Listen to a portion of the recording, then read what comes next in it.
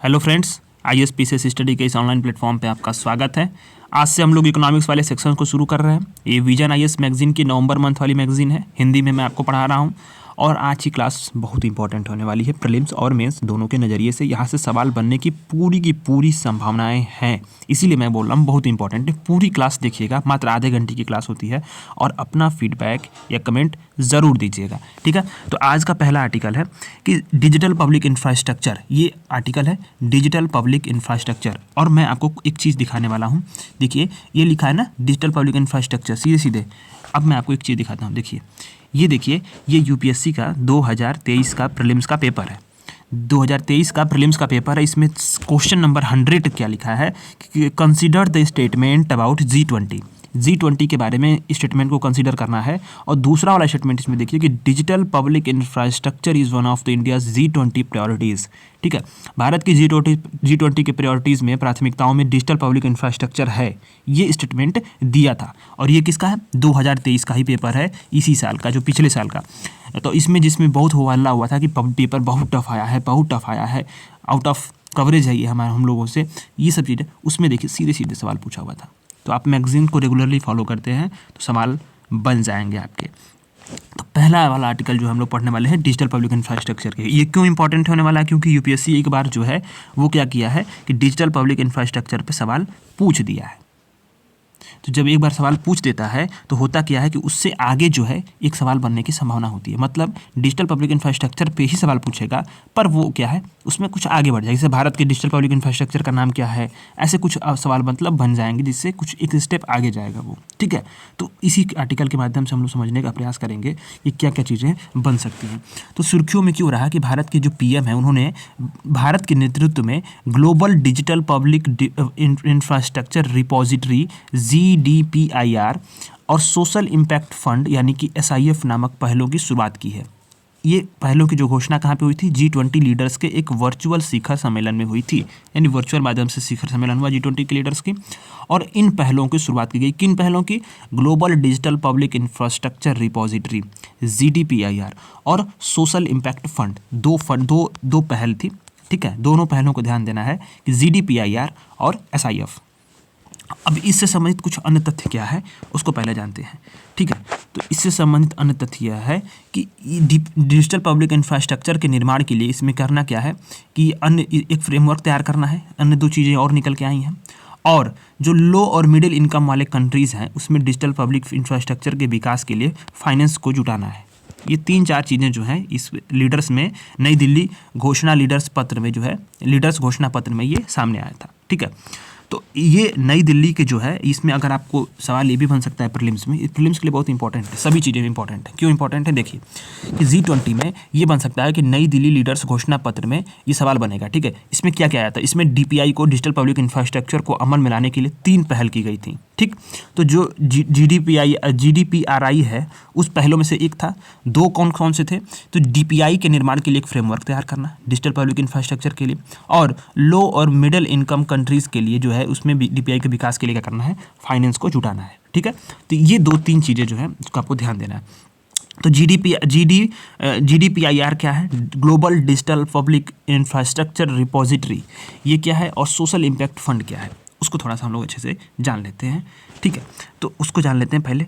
क्या है कि इसका विकास किसने किया है? GDPIR का इसमें विकास, प्रीलिम्स के लिए बहुत इंपॉर्टेंट है, इसको ध्यान दीजिएगा स्टार मार्क करके। GDPIR क्या है? इसका विकास किसने किया है? इलेक्ट्रॉनिक और सूचना प्रौद्योगिकी मंत्रालय ने। किसने किया है? इलेक्ट्रॉनिक और सूचना प्रौद्योगिकी मंत्रालय ने। इसका उद्देश्य क्या है? जो डिजिटल पब्लिक इंफ्रास्ट्रक्चर है उसके डिजाइन, निर्माण, उपयोग और गवर्नेंस के लिए जो भी विकल्प होंगे और तकनीक होंगी उस पर जो ज्ञान है उसकी कमी को दूर करना है, ठीक है। उसकी कमियों को दूर करना है, ठीक। तो अभी इसको विकास किसने किया है? इलेक्ट्रॉनिक्स और सूचना प्रौद्योगिकी मंत्रालय ने, ठीक। अब GDPIR क्या करेगा? उन देशों से प्राप्त जानकारी को मानकीकृत रूप में प्रकाशित करेगी जिन्होंने मैच्योरिटी स्केल, सोर्स कोड और गवर्नेंस फ्रेमवर्क को शामिल करते हुए बड़े पैमाने पर DPI विकसित किया। मतलब इसमें क्या है कि अगर बड़े पैमाने पर मान लीजिए किसी देश, मान लीजिए कि फ्रांस ने बड़े पैमाने पर डिजिटल पब्लिक इंफ्रास्ट्रक्चर को विकसित कर लिया है, ठीक है।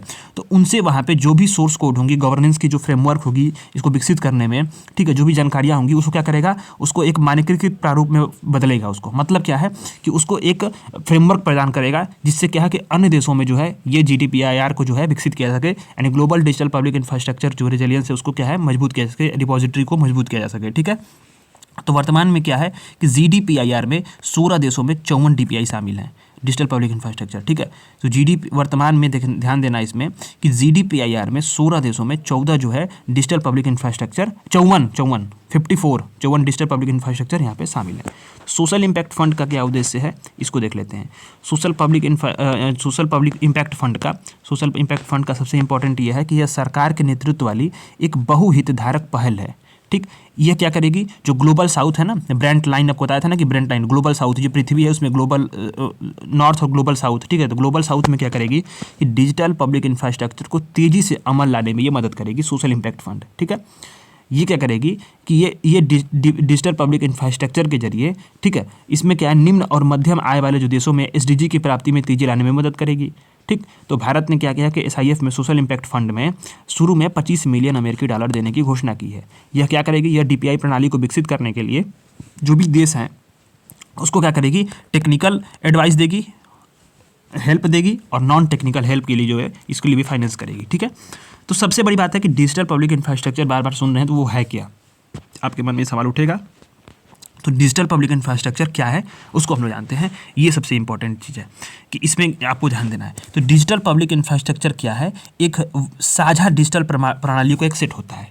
मतलब अगर माने जाए, ठीक है, यह क्या होता है कि बहुत सारे डिजिटल प्रणाली होते हैं उसका एक सेट हो गया। मान लीजिए ये भी डिजिटल प्रणाली है, UPI है, ये मान लीजिए कुछ अन्य प्रकार के डिजिटल सेवाएं हैं, जैसे ओला है, उबर है, सब तमाम प्रकार के सिस्टम्स। मान लीजिए मैं उदाहरण के लिए बता रहा हूँ, अब इस सबका सेट क्या होगा, डिजिटल पब्लिक इंफ्रास्ट्रक्चर हुआ। किसके लिए हुआ, पब्लिक के लिए हुआ। वो क्या है, इंफ्रास्ट्रक्चर है, किस चीज़ का, डिजिटल प्लेटफॉर्म्स का। ठीक है, तो आपको ध्यान देना है सभी डिजिटल प्रणालियों क्या होता है, एक सेट होता है।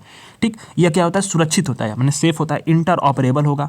ठीक, इसमें क्या होगा, इसमें सामाजिक स्तर पे सार्वजनिक और निजी सेवाएं उपलब्ध कराने और इस तक समान पहुंच के लिए खुले मानकों और विनिर्देशों के आधार पर क्या होता है, इसको तैयार किया जाता है। ठीक, मतलब इसमें क्या है कि सोशल लेवल पे सार्वजनिक होगा, पब्लिक सेवाएं, कुछ भी सभी सेवाएं जो हैं समान तौर पे पहुंचेंगी, समान तौर पे उपलब्ध होंगी, और इसके लिए क्या होंगे, ओपन एकदम दिशा निर्देश होंगे और मानक होंगे। ठीक है, ये बात इसमें शामिल होती है डिजिटल पब्लिक इंफ्रास्ट्रक्चर में। नाम से ही आपको पता है डिजिटल, पब्लिक और इंफ्रास्ट्रक्चर। ठीक है, तो इसमें क्या है, इसके प्रमुख स्तंभ में कौन कौन से शामिल हैं, इसके प्रमुख स्तंभ में ये 3-4 चीज़ें शामिल हैं। यह ओपन होगा, इंटरऑपरेबल होगा, विस्तार योग्य होगा, और ये क्या होगा कि स्केलेबल टेक्नोलॉजी होगी। मतलब यह है कि इसके तकनीक को मापनीय होगी, मतलब ऐसा कोई तकनीक ना होगा जो कि ये पहुंच से बाहर हो। ठीक है, अभी इंटरऑपरेबल का से क्या है कि कोई भी चीज़, मान लीजिए कि कोई भी चीज़ जो है जो पारंपरिक रूप से उपयोग या संचालन में सक्षम हो, जैसे कंप्यूटर सिस्टम या सॉफ्टवेयर। ठीक है, पारदर्शी कानूनी तंत्र हो, डेटा संरक्षण तंत्र हो, शिकायत का निवारण के लिए भी हो, और यहाँ पे बौद्धिक संपदा की सुरक्षा को मजबूत करने सहित संबंधित मजबूत गवर्नेंस फ्रेमवर्क भी हो। मतलब यह है कि अगर मान लीजिए कि बौद्धिक संपदा, इंटेलेक्चुअल प्रॉपर्टी की जो बात आती है, इसमें क्या है, इसमें यहाँ पे इसकी सुरक्षा भी की जाएगी। ठीक है, इसके लिए मजबूत गवर्नेंस फ्रेमवर्क का विकास भी किया गया रहेगा। लचीला इकोसिस्टम, स्थानीय इकोसिस्टम होगा जो क्या करेगा, आर्थिक, तकनीकी और सामाजिक बाधाओं को दूर करेगा और सामुदायिक भागीदारी और सतत विकास को सुनिश्चित करेगा। ठीक है, सततता को सुनिश्चित करेगा। इसके लिए डिजिटल पब्लिक इंफ्रास्ट्रक्चर के लिए, DPI के लिए कौन कौन से इसेंशियल कंपोनेंट होते हैं, तो इसमें 3 मूलभूत प्रणाली होती है। पहली क्या होती है, पहचान प्रणाली, दूसरी क्या होती है, भुगतान प्रणाली, और तीसरी क्या होती है, डेटा एक्सचेंज। ठीक है, तो ये इसमें इंपॉर्टेंट है, आपको ध्यान देना है इसमें तीनों को। इसमें मैंने हाईलाइट किया, ये सब प्रीलिम्स के लिए सभी इंपॉर्टेंट है, पूरी पेज ही, इसीलिए मैं इसमें समझ ले रहा हूँ। इसमें 3 सबसे मूलभूत प्रणाली होती है। उसमें कहते हैं पहली पहचान प्रणाली, दूसरी क्या होगी, भुगतान प्रणाली, और तीसरी क्या होगी, डेटा एक्सचेंज। ये 3 प्रणालियाँ क्या होती हैं, मूलभूत प्रणाली होती हैं। और अभी मैं बताना कि भारत के डिजिटल पब्लिक इंफ्रास्ट्रक्चर के आर्किटेक्चर को क्या बोलते हैं, इंडिया स्टैक बोलते हैं। फैक्ट को याद कर लीजिए, इंडिया स्टैक, ये क्या है, भारत के DPI आर्किटेक्चर को इंडिया स्टैक के नाम से जाना जाता है। इसको स्टार मार्क कर लीजिए, एकदम रट लीजिए, इसको इंडिया स्टैक के नाम से इसको जाना जाता है। ठीक है, इसमें क्या क्या शामिल है, इसमें जो है, इसमें ये शामिल है आइडेंटिटी सिस्टम, ठीक है, पेमेंट सिस्टम और डेटा एक्सचेंज। 3 मूलभूत प्रणालियां होती है। उसमें क्या क्या है, तो आइडेंटिटी सिस्टम में क्या है, भारत में आधार संख्या है, आप जानते होंगे आधार संख्या हर जगह मांगी जाती है। यूपीआई पेमेंट सिस्टम में क्या है, यूपीआई है, ठीक है, और आधार सक्षम भुगतान प्रणाली है। आप जानते होंगे कि आधार से भी पेमेंट हो सकते हैं। यूपीआई तो आपने सब लोग यूज करते होंगे, ठीक है। तो ये क्या है, यूनिफाइड पेमेंट इंटरफेस इसका फुल फॉर्म है यूपीआई का, ठीक है। तो ये क्या है, ये भुगतान प्रणाली है। और डेटा एक्सचेंज के रूप में क्या है, डिजी लॉकर है। डिजी लॉकर में आप जो भी स्टूडेंट होंगे, जो भी लोग हैं, डिजी लॉकर पे आपके सबकी आईडी बनी होगी।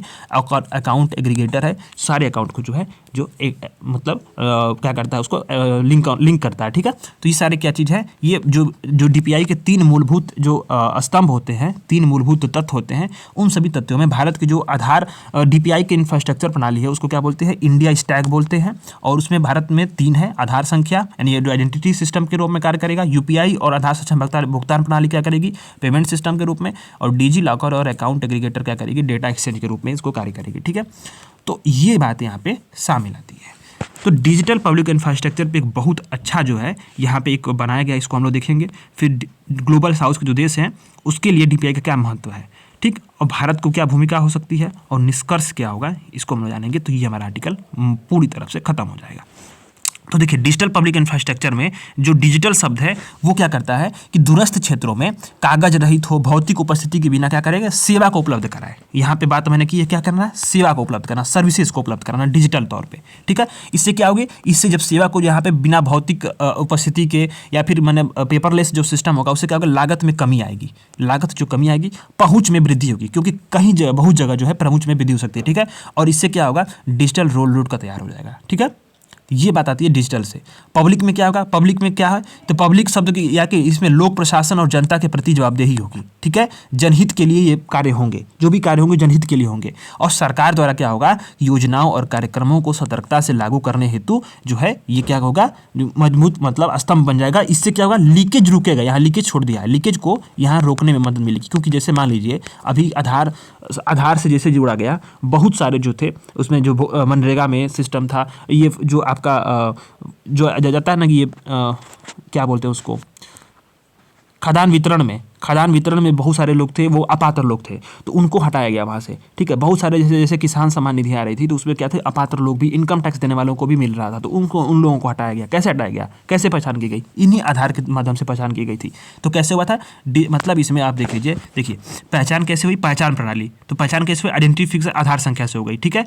फिर पेमेंट कैसे हो रहा था उन लोगों को, डायरेक्ट डीबीटी हो रहा था, डायरेक्ट बेनिफिट ट्रांसफर हो रहा था, डीबीटी। और डेटा एक्सचेंज कैसे हुआ, इसी तरह से अकाउंट एग्रीगेटर से और डिजी लॉकर से, ठीक है। तो ये सिस्टम क्या करेगी, कहीं ना कहीं जो है सरकार द्वारा जो भी योजनाएं हो रही हैं, जो भी कार्यक्रम है, उसको क्या करेगी, सतर्कता से लागू करने के लिए जो है उसको मजबूत बनाएगी, उसको एक मंच प्रदान कर देगी। इंफ्रास्ट्रक्चर से क्या मतलब है कि जो राष्ट्रीय स्तर पे जो भी नवाचार इनोवेशंस होंगे उसको सक्षम बनाने वाला इंफ्रास्ट्रक्चर हो, ठीक है। बड़े पैमाने पे डिजिटल जो समाधान उसके विकास के लिए बुनियादी घटक के रूप में कार्य करे, वैसा इंफ्रास्ट्रक्चर होना चाहिए, ठीक है। आवश्यकता के अनुसार इंफ्रास्ट्रक्चर को तैयार करना, यहाँ पे इसका मतलब है कि मतलब सार्वजनिक क्षेत्र और निजी क्षेत्र का जो क्या है कि इसके मतलब इस जो आवश्यकता है उसके अनुसार क्या है इंफ्रास्ट्रक्चर तैयार हो। संपूर्ण अवसंरचना क्षेत्र पे प्रभाव, मतलब क्या है, सार्वजनिक और निजी क्षेत्र दोनों द्वारा इसमें लाभ उठाया जाए, ठीक है। तो ग्लोबल साउथ के लिए डीपीआई का क्या महत्व है, वो चीज़ हम लोग जानते हैं कि ग्लोबल साउथ के देश जो हैं उनके लिए डिजिटल पब्लिक इंफ्रास्ट्रक्चर का क्या महत्व होता है। तो समावेशन, पहली बात आती है कि इंक्लूजन, ठीक है। इंक्लूजन क्या है कि ग्लोबल साउथ के सभी देश क्या है, अभी भी अंतिम छोर तक, जैसे क्या है कि एकदम पंक्ति के सबसे अंतिम छोर तक, समाज के सबसे अंतिम छोर तक क्या है कि जो बेहतर सेवाएं प्रदान करने में अभी भी सक्षम नहीं है, जो ग्लोबल साउथ के देश है। अभी ज़्यादातर देशों में क्या है कि शासन प्रणाली आप देरी से और रिसाव वाले से सब्सिडी वाले रिसाव जो हो रहा है, सही लाभार्थी आदि से अनेक प्रकार के जो लोग पहचान करने वाले जो लोग हैं, जो हाशिए पे हैं, जो महिलाएं हैं, जो अन्य वंचित समूह हैं, उनकी पहचान करने की समस्याओं से ग्रस्त हैं। तो क्या करेगी डिजिटल पब्लिक इंफ्रास्ट्रक्चर, इन्हीं सभी समस्याओं से निपटने में क्या करेगी, सहायता करेगी। जैसे आपको बताया मैंने ना कि मनरेगा में बहुत सारे लोग अपात्र थे, उसका लाभ कौन उठा रहा था, जिसको जरूरत नहीं थी, और जिसको जरूरत थी वो लाभ नहीं ले पा रहा था। इसी तरह से खाद्यान्न वितरण में, ठीक है। और इसके बाद क्या है, किसान सम्मान निधि में बहुत सारे लोगों में, ऐसे तो 2 लाखों उदाहरण है इसमें। ये आधार संख्या और पेमेंट और अकाउंट एग्रीगेटर के माध्यम से क्या हुआ कि अपात्र लोगों की पहचान करके जो है रिसाव जो हो रहा था उसको रोका गया। तो ये बहुत बड़ा उदाहरण है भारत के ही, ठीक है। लचीलापन आएगा, कोविड-19 और प्राकृतिक आपदा जैसे क्या होगी, जो भी सार्वजनिक आपातकालीन स्थितियाँ होंगी तो क्या करेगी, सेवा को उपलब्ध कराने के पारंपरिक तरीकाओं को क्या करती है, बाधित कर देती हैं। तो ऐसे में क्या होगा कि जो डिजिटल पब्लिक नेटवर्क होगा उसके माध्यम से बिना किसी बाधा के सुदूर क्षेत्रों में भी सहायता उपलब्ध कराने की मदद मिली। जैसे क्या हुआ कि प्रधानमंत्री गरीब कल्याण अन्न योजना जो शुरू की गई थी, उदाहरण के तौर पे ये क्या हुआ, कोरोना काल में जो है अनेक लोगों को जो जो जरूरतमंद थे उसको उनको क्या हुआ कि 5-5 किलो जो है, तो क्या हुआ कि जो है इन लोगों को सहायता दी गई। ठीक है, इससे क्या हुआ कि जो जो अपात्र लोग थे उनको तो नहीं मिला, पर जो पात्र लोग थे उनको जो है सहायता मिली और उनको राहत पहुंची। तो इससे क्या हुआ कि अब ये क्या कि आपदा संबंधित जो भी सारी कैसी कैसी भी आपातकालीन स्थितियाँ होंगी तो डिजिटल पब्लिक इंफ्रास्ट्रक्चर क्या करेगा, उनको जो है उन समस्याओं से भी दूर करने में मदद करेगा। ठीक है, अभी अभी कैसे डिजिटल पब्लिक इंफ्रास्ट्रक्चर हेल्प किया, कोविड-19 के दौरान देख लीजिए, जो भी कोविड की वैक्सीन लग रही थी, कैसे कोविन ऐप पे लग रही थी, उस पर रजिस्ट्रेशन हो रहा था, सारी चीज़ें। तो ये क्या थी, एक प्रकार से ये डिजिटल प्रणालियाँ जो कि क्या की थी कि वैक्सीनेशन में भी जो है हेल्प हुई थी। वैक्सीनेशन में भी भारत के जो है डिजिटल जो इंफ्रास्ट्रक्चर था उसने क्या किया, हेल्प किया। ठीक है, और देख लीजिए इसमें संप्रभुता, इसमें क्या है कि निर्णय लेने की जो केंद्रीकृत प्रणाली होती है, जो निर्णय लेने की केंद्रीकृत प्रणाली होती है और अनुपयोगी सॉफ्टवेयर तकनीक होती हैं, वो क्या करती हैं कि नए डिजिटल समाधानों को अपनाने से रोकती हैं। जबकि डिजिटल पब्लिक इंफ्रास्ट्रक्चर क्या होते हैं, ओपन और इंटर ऑपरेटेबल होते हैं। ये क्या करते हैं कि ये देशों को डिजिटल प्रणाली संबंधी योजना बनाने, डिजाइन करने और लागू करने की साझेता और लचीलापन प्रदान करते हैं। ठीक है, नवाचार को देखिए तो डिजिटल पब्लिक इंफ्रास्ट्रक्चर के जरिए सरकार क्या कर सकती है, निजी क्षेत्र और नागरिक समाज जैसे कई जो हितधारक हैं वो डिजिटल इकोसिस्टम में नवाचार में अपना सहयोग और योगदान दे सकते हैं। इससे क्या होगा, बाजार में निष्पक्ष प्रतिस्पर्धा को बढ़ावा मिलेगा। इसके सामाजिक आर्थिक परिणाम भी हो सकते हैं। ये क्या करेगा, ये डिजिटल पब्लिक इंफ्रास्ट्रक्चर क्या करेगा, उद्यमिता को प्रोत्साहित करेगा, ये प्रतिस्पर्धा को बढ़ावा देगा। इससे क्या होगा, जीवन की गुणवत्ता में सुधार होगा। ठीक है, और इससे जब जीवन की गुणवत्ता में सुधार होगा तो क्या होगा, व्यावसायिक अवसरों में वृद्धि होगी, तो कहीं ना कहीं इकोनॉमिक बूम करेगी। ठीक है, उदाहरण के लिए क्या है कि अभी देख लीजिए बहुत सारे जो है डिजिटल पब्लिक इंफ्रास्ट्रक्चर होने से क्या है कि बहुत सारे स्टार्टअप्स आए हैं और ये क्या करेगी, अर्थव्यवस्था की उत्पादकता में क्या करती है, बढ़ोतरी करती है और समान समृद्धि को हासिल करने में भी मदद करती है। ठीक है, तो अभी देखिए कि वैश्विक स्तर पर डिजिटल पब्लिक इंफ्रास्ट्रक्चर को बढ़ावा देने में भारत की भूमिका क्या है। तो भारत की भूमिका पे सवाल बन सकता है और निष्कर्ष हम लोग देखेंगे। तो भारत की भूमिका में क्या है इसमें कि पहचान प्रणाली देख लीजिए। तो IIT जो बेंगलुरु ने इसने क्या किया कि modular open source identity platform MOSIP की शुरुआत की है। ठीक है, international institute of information technology Bengaluru ने modular open source identity platform की शुरुआत की। इसका उद्देश्य क्या है कि अन्य देशों को भी आधार जैसी प्रणाली विकसित करनी है, इसकी शुरुआत हो रही है। तो क्या कर रहा है भारत, वैश्विक स्तर पे जो है DPI को जो है वो कहीं ना कहीं मजबूत करने के लिए जो है ये कार्य कर रहा है। जैसे अभी क्या है कि अभी तक श्रीलंका और सियरा लियोन जैसे अन्य 10 देशों ने भी मॉसिप प्रोजेक्ट आरंभ कर दिए हैं। ठीक है, भुगतान लिंकेज, अब क्या है UPI, भारत अपनी UPI भुगतान प्रणाली को पहुंच बढ़ाने के लिए अलग अलग देशों के साथ समझौता कर रहा है। अभी मैंने बताया था ना, अभी हाल ही में क्या हुआ, सिंगापुर, मलेशिया, UAE, फ्रांस और अन्य जितने भी बहुत सारे देश आ रहे हैं, जो अफ्रीकन कंट्रीज के देश के जो तंजानिया के आए थे, केन्या के आए थे, तो वहाँ पे भी जो है UPI को एक्सेप्ट करने की बातचीत यहाँ पे चल रही है कि UPI एक्सेप्ट होगा तो क्या होगा, भुगतान प्रणाली जो है ये भारत की जो है वैश्विक हो जाएगी। अभी क्या है, G20 के मंच पर भी आम सहमति बनी DPI देशों को जो भागीदार देशों को उसमें DPI फ्रेमवर्क को बढ़ावा देने के लिए और अपनाने के लिए वैकल्पिक मॉडल भी दे रहा है। भारत के DPI पारंपरिक बिग टेक के दृष्टिकोण के लिए क्या है, वैकल्पिक मॉडल देते हैं। जैसे क्या है कि ये जो अनेक बड़े जो टेक्नोलॉजी कंपनियां थी उनके लिए जो है ये भारत क्या करता है, भारत एक वैकल्पिक रास्ता भी तैयार किया हुआ है और भारत का खुद का ये सब चीज़ें हैं। ठीक है, तो क्या करेंगे ये जो है ये मॉडल सार्वजनिक स्वामित्व सुनिश्चित करने के लिए और अति महत्वपूर्ण संरचना की सुरक्षा पर क्या करते हैं, बल देते हैं। ठीक है, वन फ्यूचर अलायंस क्या है कि भारत ने जो लो और मिडिल इनकम वाले कंट्रीज हैं उसके बीच डिजिटल पब्लिक इंफ्रास्ट्रक्चर को लागू करने के लिए क्षमता निर्माण, ठीक है, यानी कैपेसिटी बिल्डिंग, तकनीकी सहायता, टेक्नोलॉजिकल हेल्प और फाइनेंशियल हेल्प को देने के लिए क्या कर रहा है कि वन फ्यूचर अलायंस का प्रस्ताव रखा है। ठीक है, वन फ्यूचर अलायंस ये किसने दिखाया, ध्यान दीजिए, वन फ्यूचर अलायंस, ये सवाल बन सकता है स्टेटमेंट में, ये वाला कि वन फ्यूचर अलायंस पे देखिए कि भारत ने लो और मिडिल इनकम कंट्रीज़ के भीतर डिजिटल पब्लिक इंफ्रास्ट्रक्चर को लागू करने के लिए कैपेसिटी बिल्डिंग, ठीक है, टेक्नोलॉजिकल हेल्प और फाइनेंशियल हेल्प के लिए क्या है, वन फ्यूचर अलायंस का प्रस्ताव रखा है। ओपन सोर्स सॉफ्टवेयर का देखिए, ओपन सोर्स क्या है, तकनीक के प्रति भारत की प्रतिबद्धता ने अति महत्वपूर्ण अवसंरचना के निजीकरण पर क्या कर रही है, रोक लगाई है और क्या किया है, नवाचार को बढ़ावा दिया है। इससे क्या होगा, वैश्विक स्तर पर डिजिटल पब्लिक इंफ्रास्ट्रक्चर को अपनाना और क्या हो जाएगा, ईजी हो जाएगा। तो और निष्कर्ष देखिए कि भारत की क्या है, डिजिटल प्रणाली पूर्ण रूप से दोष मुक्त नहीं है और ये क्या करती है, सभी समस्याओं का समाधान भी नहीं है। यदि इसे सही तरीके से डिजाइन नहीं किया गया तो क्या करेगी, गोपनीयता और उपयोगकर्ताओं की सुरक्षा जैसे गंभीर जोखिम उत्पन्न होंगे। हालांकि अगर DPI को दूरदर्शिता के साथ अपनाया गया तो क्या करेंगी, ये आर्थिक गतिविधियों को बढ़ावा देंगी, समुदायों को अधिक सार्थक जीवन जीने में मदद करेंगी और आने वाले दशक में अभी तक उपयोग में नहीं लाए गए क्षेत्रों में भी जो है DPI को, डिजिटल पब्लिक इंफ्रास्ट्रक्चर को कुशल तरीके से लागू करना यह निर्धारित कर सकता है कि हम एक राष्ट्र के रूप में कैसे विकसित होंगे। बहुत अच्छी जो है यहाँ पे निष्कर्ष लिखा हुआ है। ठीक है, तो ये हमने पूरे आर्टिकल को देख लिया अच्छे तरीके से, इसमें कुछ भी छूटा तो नहीं ही होगा। ठीक है, तो अब इसको हम लोग आगे बढ़ते हैं अपने कि अभी देखिए कि विकासशील देशों के ऊपर क्या है, वैश्विक ऋण, ग्लोबल डेब्ट ऑफ डेवलपिंग कंट्रीज। अभी आप देखिए कि श्रीलंका भारी कर्जा और भारी भुगतान संतुलन की गंभीर संकट का सामना कर रहा था। तो ये क्या करता है, जो श्रीलंका भारी कर्ज और भुगतान संतुलन बैलेंस ऑफ पेमेंट की गंभीर संकट का सामना कर रहा है, तो ऐसी स्थिति क्या करती है, विकासशील देशों के ऊपर जो कर्ज के बढ़ते बोझ के मुद्दों को क्या करती है, उजागर करती है, न्यूज़ में इसीलिए रहा है। ठीक है, तो बात अब आती है कि विकासशील देशों पे कर्ज का बढ़ता बोझ। तो विकासशील देश क्या करते हैं, अक्सर आप देखेंगे तो सड़कों के लिए, पुलों के लिए, जो बिजली संयंत्र हैं, ऐसे क्या होंगे, इंफ्रास्ट्रक्चर की जो परियोजनाएं होती हैं उसके लिए फाइनेंस की क्या करती हैं, बड़ी मात्रा में ऋण लेते हैं, मतलब कर्जा लेते हैं। और ये क्या करते हैं, ये परियोजना क्या करती हैं, देश की जो आर्थिक समृद्धि होती है उसको गति देने के लिए शुरू की जाती है। इसलिए जो है यहाँ पे कर्ज का बोझ तो बढ़ता ही है।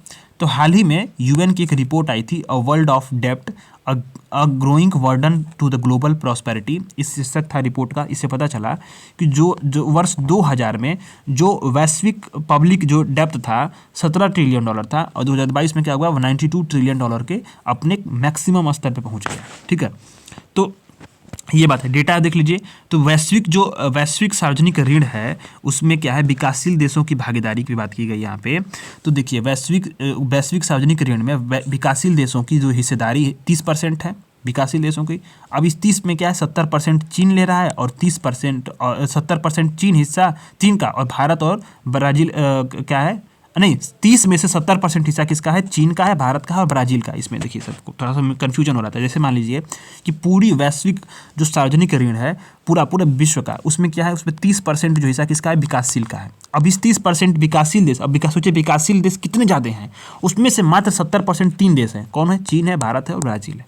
2021 में क्या है, जो विकासशील देश हैं उनका कुल जो पब्लिक डेब्ट है उनके क्या है, जीडीपी का लगभग 60% है। ठीक, और 59 विकासशील देशों का ऋण क्या है, जीडीपी अनुपात 60% से अधिक है, जो क्या है, ऋण के उच्चतम स्तर को दर्शाता है। ये बात बहुत महत्वपूर्ण है। ठीक है, तो ये डेटा है, इसको देख लीजिएगा। तो विकासशील देशों पे कर्ज का बोझ क्यों बढ़ रहा है, इस पे हम लोग बात करते हैं। तो बात यह है कि अधिक ब्याज पर कर्ज मिलना, जो कर्ज मिल रहा है वो क्या है, उसका ब्याज बहुत अधिक है। अब क्या विकासशील देश होते हैं, वैश्विक वित्त बाजार में जो है उससे धन उधार लेते हैं, तो उनके ऋण पर क्या है, विकसित देशों की तुलना में बहुत अधिक ब्याज दर का भुगतान करना पड़ता है। तो ये बात एक बहुत बड़ी महत्वपूर्ण बात है, ये है कि क्यों जो है इस पे कर्ज का बोझ बढ़ रहा है। तो अधिक क्या है कि अधिक ब्याज पर कर्ज मिलना एक बहुत बड़ा मुद्दा है। और दूसरा क्या है कि ब्याज के भुगतान के लिए क्या है, और अधिक संसाधनों की उपलब्धता। अगर मान लीजिए वर्तमान में विश्व के 50% विकासशील देश क्या कर रहे हैं, अपने जीडीपी का 1.5% से अधिक और कुल सरकारी राजस्व का लगभग 6.9% ब्याज का भुगतान करने के लिए खर्च करते हैं। ये बहुत अधिक आंकड़ा है। ठीक है, तो ये बात है। अभी क्या है कि निजी ऋणदाताओं पर निर्भर रहना, बहुत सारे क्या है कि विकासशील देशों में बाजार आधारित उधारी की वृद्धि हुई है। इन देशों ने क्या किया है, ये ऋण कैसे लिया है, बॉन्ड धारक और बैंकों जैसे निजी ऋणदाताओं से अधिक ब्याज दर पर लिए हैं। और ये ऋण क्या है, ये वाणिज्यिक शर्तों पे लिए गए हैं। तो अब इसमें क्या है, इससे क्या है कि बहुत सारा ये भी क्या है कि ये भी जो है इनको डेप्ट के जो जाल है उसमें फंसा रहा है। ऋण का जो पुनर्गठन उसकी समस्या है, डेप्ट का रिस्ट्रक्चरिंग क्या है, ये इससे बचते हैं। जो बाहरी ऋणदाता क्या होते हैं, अक्सर जो होते हैं आर्थिक संकट में फंसे देश के क्या है, देश के डेप्ट रिस्ट्रक्चरिंग से बचते रहते हैं। ये भी एक समस्या है। खराब ऋण प्रबंधन और सरकारी राजस्व कम होना, ये क्या है कि ये बहुत बड़ी कारण है किन देशों के, विकासशील देशों में, क्योंकि इनकी जो प्रमुख आर्थिक कारण में क्या है कि अकुशल टैक्स जो पॉलिसीज है और कानून का शासन इसमें मौजूद जो खामियां हैं वो क्या करती हैं कि वो खराब ऋण प्रबंधन और सरकारी राजस्व कम होने का कारण बनती हैं। इससे जो इनके ऊपर जो कर्ज का बोझ है वो काफ़ी बढ़ता है। अभी हाल ही में और देखिए तो कोविड-19 महामारी, जीवन यापन की लागत का संकट, जलवायु परिवर्तन, चीन की जो डेप्ट पॉलिसी है, ठीक है, वो, और वित्त पोषण के सीमित स्रोत, और जो वैश्विक जो अन्य आपदाएं आ रही हैं, जो मैनमेड डिजास्टर जैसे वार और क्राइम हो गया, इससे क्या हो रहा है, ये फर्क पड़ रहा है और ये जो है कर्ज के बोझ में दबते जा रहे हैं। ठीक है, तो ऋण का बढ़ता बोझ चिंता का विषय क्यों है। ठीक है, तो ऋण का जो बढ़ता बोझ चिंता का विषय इसलिए है क्योंकि इसके बारे में बहुत सारी जो पॉइंट्स है उसको देखना बहुत जरूरी है। तो हमें आगे में क्या करना चाहिए, ये हमें जाना बहुत जरूरी है। तो पहले आप देखते हैं कि चिंता का विषय क्यों है। तो ऋण की निरंतर उपलब्धता का मुद्दा, ये होता क्या है कि पहले से अगर ऋण का बोझ झेल रहे विकासशील देश अत्यधिक नए महंगे स्रोत से नए कर्ज लेने के लिए बाध्य हो जाते हैं। तो इससे क्या होता है कि इसके ऊपर जो ऋण का बोझ रहेगा वो अधिक बढ़ जाता है। जैसे मान लीजिए कि श्रीलंका ने चीन से मान लीजिए लोन ले लिया। अब चीन से लोन ले लिया और चीन के बाद जो है अब उसको पेमेंट करने में, दोबारा भरने में या फिर ब्याज का भुगतान करने में वो सक्षम नहीं है।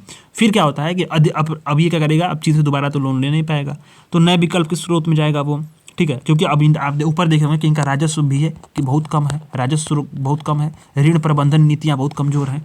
इससे क्या होगा कि फिर जब मान लीजिए भारत फिर दोबारा अपना हाथ फैलाया, तो भारत ने फिर अपना हाथ फैलाया कि नहीं आप ले लीजिए और मैं आपको दे रहा हूँ, ठीक है। लेकिन क्या होगा, ये जो कर्ज होगा काफ़ी महंगा होगा, ठीक है। ये इससे क्या होगा कि अब डेप्ट के ऊपर डेप्ट, कर्ज के ऊपर कर्ज जो है और अधिक बढ़ता जा रहा है। श्रीलंका में यही हुआ था, ठीक है। अभी क्या हुआ, विकास संबंधी व्यय। अभी क्या है कि लगभग 3.3 बिलियन लोग क्या है ऐसे देशों में रहते हैं जिस पर स्वास्थ्य और शिक्षा की व्यय की तुलना में क्या है ब्याज चुकाने पर अधिक खर्च करते हैं। बहुत सारे देश हैं जिसमें क्या है। और संधारणीय विकास में बाधा। वर्तमान में देखिए तो जलवायु वित्त पोषण का क्या है 70% से अधिक हिस्सा क्या है ऋण का रूप ले लेता है। यदि इस प्रकार क्या है कि कोई अगर देश ऋण संकट में फंसता है तो वो क्या करेगा, जलवायु वित्त पर कम खर्च करेगा। जाहिर सी बात है कि जो जलवायु वित्त पोषण का जो 70% से हिस्सा है वो क्या करता है, वो ऋण के रूप में ले लेता है, ठीक।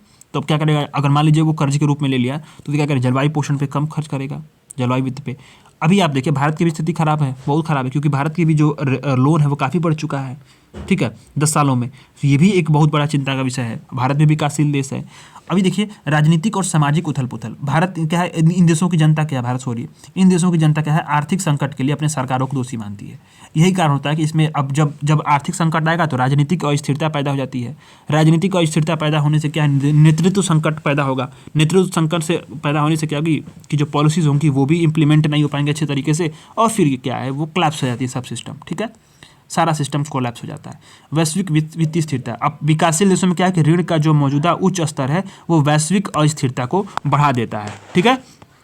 तो अभी क्या है कि हाल ही में अगर देखा जाए तो विकासशील देशों में जो ऋण संकट को हल करने के लिए बहुत सारी वैश्विक पहलें हुई हैं। इसमें क्या है, आईएमएफ की भूमिका बात होगी, ठीक है। तो देखते हैं कि आईएमएफ की भूमिका क्या है।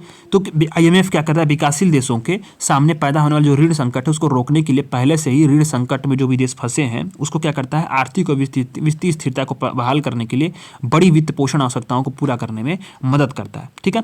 वैश्विक संप्रभु ऋण गोलमेज सम्मेलन, इसे क्या आईएमएफ द्वारा विश्व बैंक और भारत के अध्यक्षता वाले G20 सम्मेलन में फरवरी 2023 में शुरू किया गया था। इंपॉर्टेंट है, इसको ध्यान दीजिएगा। 2023 में आईएमएफ द्वारा विश्व बैंक और भारत के अध्यक्षता वाले G20 सम्मेलन में शुरू किया गया था वैश्विक संप्रभु ऋण गोलमेज सम्मेलन।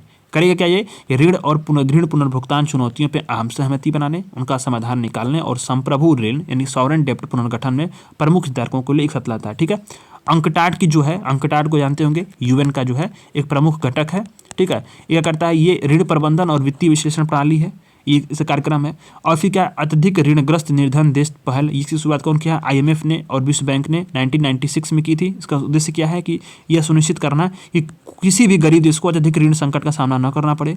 ये बात किसकी पहल शुरू की गई थी, HIPC यानी कि अत्यधिक ऋणग्रस्त निर्धन देश, ठीक है। इसकी पहल की शुरुआत की गई थी आईएमएफ और विश्व बैंक द्वारा 1996 में, ठीक है। हैवी इंडेप्टेड पुअर कंट्रीज, तो इस पहल की शुरुआत 1996 में विश्व बैंक और आईएमएफ ने की थी। इसका उद्देश्य ही बस यही है कि किसी भी गरीब देशों को अत्यधिक ऋण संकट का सामना नहीं करना पड़े, ये बात है, ठीक है, सुनिश्चित करना है इसका।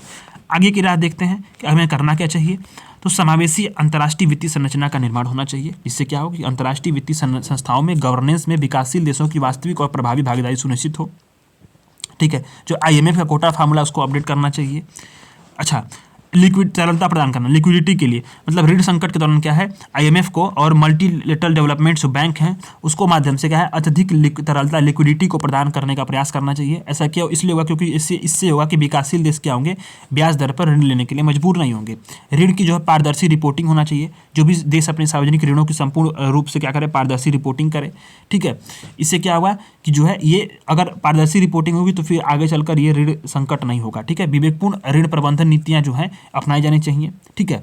अभी क्या हो, ऋण का पुनर्गठन होना चाहिए। जैसे पारंपरिक ऋण दाताओं को क्या है, इसमें शामिल करने वाले ऋण पुनर्गठन मामलों पर विचार करने के लिए बहुत सारे सहयोग को बढ़ावा देना चाहिए, ठीक है। जो क्या करें, जो ऋण पुनर्गठन में मदद करें। साथ क्या है कि जलवायु वित्त पोषण की प्रतिबद्धताओं को पूरा करना चाहिए, ठीक है। तो ऐसे इससे क्या होगा कि जो है कहीं ना कहीं हम जो है समावेशी और लचीली जो है ऋण व्यवस्था का निर्माण कर पाएंगे और विकासशील देशों के ऊपर जो वैश्विक ऋण है उसके बोझ को हम लोग कम कर पाएंगे। तो 2 आर्टिकल आपने देखा, एक मेंस के लिए इंपॉर्टेंट था, ठीक है। इसमें तो और बाकी ये तो पहला वाला डिजिटल पब्लिक इंफ्रास्ट्रक्चर बहुत अच्छे से कराना जरूरी था, क्योंकि इस पे सवाल आ चुका था। इस पे ये था कि अब इस पे आगे सवाल बनेगा, तो इसलिए जो है इस पे मैंने काफ़ी समय दिया। और क्लासेस कैसे लगी, अपने फीडबैक्स को ज़रूर यहाँ पे हमारे साथ शेयर करिएगा। और आगे भी जो है पूरी मैगज़ीन को हम लोग लगभग 20-21 क्लास में कंप्लीट कराते हैं, आधे घंटे की क्लास होती है। और धन्यवाद। क्लास कैसी लगी अपना फीडबैक ज़रूर दीजिएगा।